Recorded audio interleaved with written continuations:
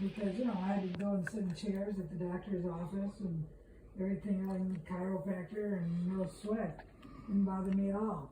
But I sit on this couch and until after I went to the chiro, I'd get up and I could hardly stand up straight. But it's doing a little better now.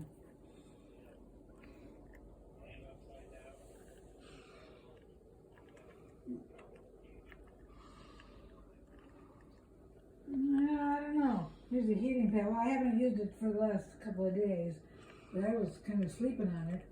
But then I have to, boy, that gets me warm.